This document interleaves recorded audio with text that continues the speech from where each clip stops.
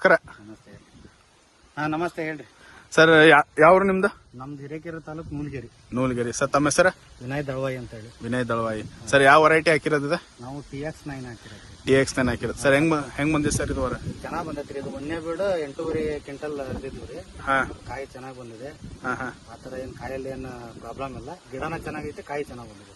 Okay sir. Sir ಎಷ್ಟು ದಿನದ ತೋಟ ಇದೆ? ಇದು 2 ತಿಂಗಳಾಯ್ತು ಸರ್. 2 ತಿಂಗಳಾಯ್ತು. ಈಗ ಒಂದೇ ಬೀಡ್ ಹರಿದ್ರಿ ಸರ್? ಒಂದೇ ಬೀಡು 8 ಕ್ವಿಂಟಲ್.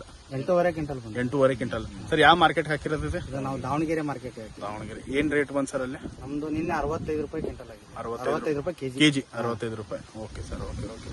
ಸರ್ ಒಟ್ಟೀಗ ನೀವು ಇದನ್ನ ನೋಡ್ತೀರಿ, ಮತ್ತೆ ಬೇರೆದ ಲೋಕಲ್ ಬೀಜದೆಲ್ಲ ನೋಡಿದ್ರಿ ವೆರೈಟಿ. ಅದಕ್ಕೆ ಏನ್ ಡಿಫ್ರೆನ್ಸ್ ಐತೆ ಸರ್? ಆಲ್ಮೋಸ್ಟ್ ಅಲ್ಲಿ ಇದು ಸರ್ಪನ್ ಬೀಜನ ಚೆನ್ನಾಗ್ ಬರ್ತಾ ಇತ್ತು, ಇಳುವರಿನ ಚೆನ್ನಾಗೈತೆ. ಗಿಡನ ಕ್ವಾಲಿಟಿ ಐತಿ, ಕಾಯಿ ಗಿಡನೂ ಕ್ವಾಲಿಟಿ ಐತಿ, ಕಾಯಿ ಕ್ವಾಲಿಟಿ ಐತಿ. Okay sir. ಸರ್ ಕಾಯಿ ಎಲ್ಲ ಸೆಟ್ಟಿಂಗ್ ಎಲ್ಲ ಹೆಂಗೆ? ಕಾಯಿ ಎಲ್ಲ ಸೆಟ್ಟಿಂಗ್ ಚೆನ್ನಾಗೈತೆ ಸರ್. ಉಳಿದಿರೋ ಗಿಡಕ್ಕೆ ಈ ಗಿಡಕ್ಕೆ ವ್ಯತ್ಯಾಸ ನೋಡಿದ್ರೆ ಅದು ಗಿಡ ಎಲ್ಲ ಒಂದೇ ಲೆವೆಲ್ ಇದೆ. ಎಲ್ಲ ಒಂದೇ ವೆರೈಟಿ ಬರ್ತದೆ. ಲೂಸ್ ಬೀಜ ಈ ತರ ಬರುತ್ತೆ. Okay sir. Right sir.